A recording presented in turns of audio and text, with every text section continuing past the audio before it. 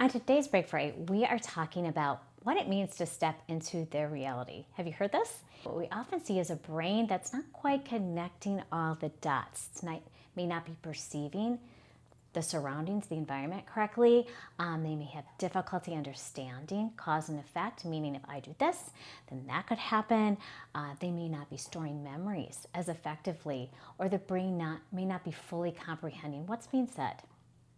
So in a sense, their world becomes a bit distorted as their brain has increasingly more difficulty correctly interpreting what's happening and then storing that information for later reference. So sometimes when I talk about this, I think about that movie Back to the Future. And I know I've shared this before, but in Back to the Future, Marty, the main guy, has traveled back from the 1980s to the 50s. And then when he arrives, things are familiar because he's in his hometown, but they're also totally different at the same time. And I equate this to perhaps what it feels like to be living with dementia, where the person has a kind of a partial grasp on what's going on, but some key pieces of information may be missing. So their reality ends up a bit distorted. So for example, we'll often see people lack awareness that anything has changed. In their mind, in their reality, they're the very same person that they've always been. And one of the best things we can do is to be mindful of where and who they think they are when we are interacting with them.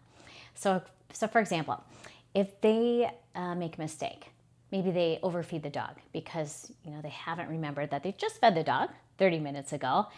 Well, if you point that out, you point out their mistake, if you argue with them, how's that gonna go?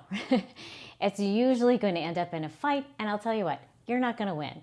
You are never going to convince them that the dog has already been fed, because in their world, the dog needs to be fed. There's an empty dog bowl there. So instead of arguing, correcting, rationalizing, we need to get inside their head and look at the situation from their point of view. We step into their reality. So then we come up with a strategy that makes sense to them. So we approach the situation from an angle that kind of helps us meet our own agenda, but it makes sense to them and we can sidestep a conflict. In this case, we could try hiding the food in the dog dish because, a lot of times out of sight is out of mind.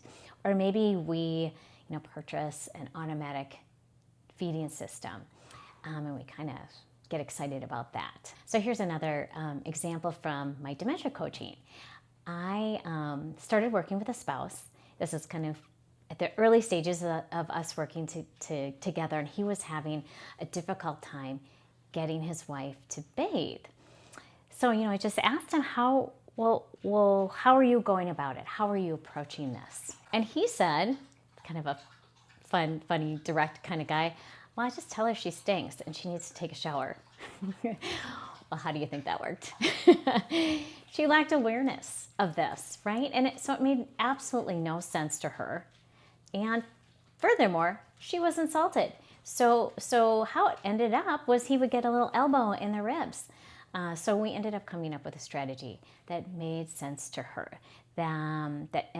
things went a lot more smoothly. So the strategy was that this couple played cards with other people in their building twice a week. So the husband would use that outing as a reason to get spruced up and showered because he knew it was important to her to look her best. So it made sense to her to take a shower on the days they were going out to play cards. So the same person, I love him. He's so coachable. He's so great. So the same person, the wife, was working with a physical therapist, and the physical therapist, instructed her husband to get her out walking, to work on stamina and balance. But when the husband would tell her, you need to go for a walk, we've got to do your PT exercises, she did not see the point at all, and she didn't want to exercise. I don't blame her. But when we came up with something and we thought about giving her a reason that made sense to her for going for a walk, everything changed. She liked to go to the mailbox and check for mail. And the mailbox was located on the main floor of their condo building. And it was about a 5 to 10 minute walk down the hallway, down the elevator, back to the front door. So instead of saying, it's time to exercise or you need to exercise, he would say, why don't you go check the mail? It might be here. Getting into their reality is especially important when people begin to identify as an earlier version of themselves. This doesn't happen to everyone, but sometimes people can, really believe that they have children that need to get home to get fed, or maybe it's someone who needs to get to work right away, even though they've been retired for years. This actually happened with my husband's grandmother, who operated a dairy farm with her husband, and every day the farm hands would come inside the house for lunch. So one of her main tasks during the day, and a big part of her day, was preparing a lunch for a large crew of hungry guys. So when she went to memory care and was surrounded by all these people, she started becoming kind of anxious at lunchtime. And, she actually stated that, I've got to go. I've got to get lunch ready for the men. And fortunately, staff and family were understanding what she was talking about, and they could adjust her lunchtime routine to fit into her world. So they had her help out in the dining room. She could set tables, she could fill water glasses and do other tasks that she was successful with. And it worked. It worked beautifully because they were able to be flexible and step into her world and kind of prevent that anxiety from building. So stepping into the world, stepping into the reality means essentially understanding how their brain is interpreting or viewing a situation, and then adapting your approach to align with that perspective. And it may take a little creativity on your part, but I guarantee you will save yourself a lot of time, a lot of arguments, a lot of energy, and hold on to some of your peace if you begin to do this. And with that, it is time for the best part of the day, maybe, and that's our meditation. So go ahead and find your comfy spot, close your eyes. Go ahead and breathe in and out of your nose.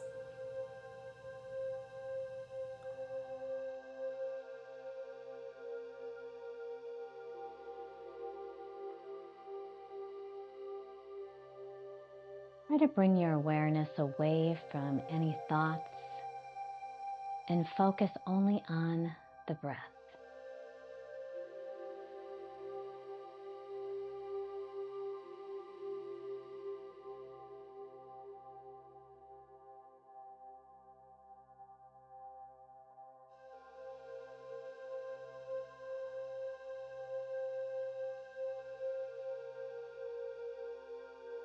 Now, notice your mood. Picture yourself looking at yourself from the outside in. Become an observer of any emotions you are experiencing.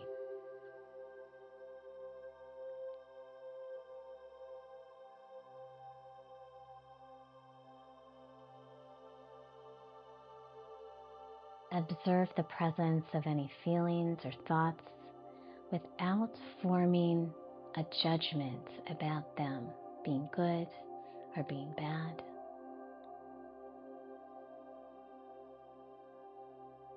Just to observe from a neutral point of view.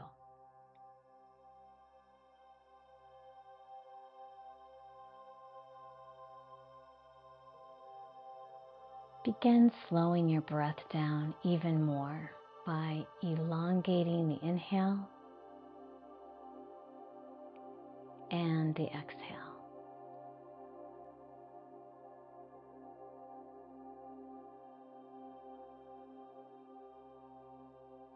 Just extending those breaths for as long as is comfortable for you.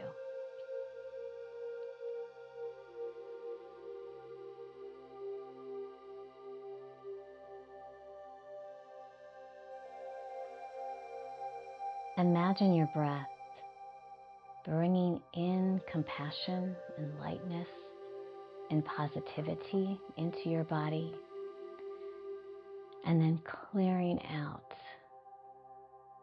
negative thoughts and emotions.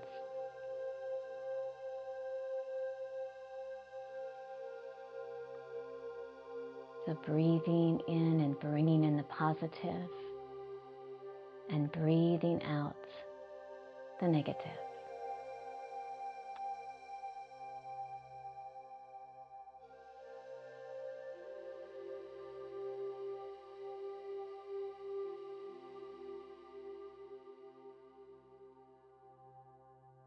Allow your breath to relax again and become gentle and soothing.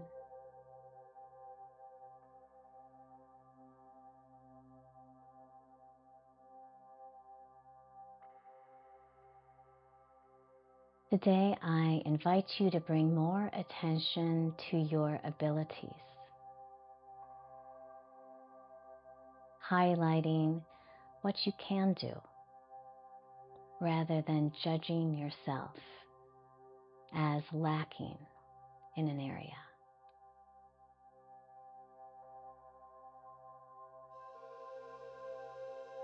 For example, right now you are breathing and creating space for yourself. And that is a beautiful accomplishment.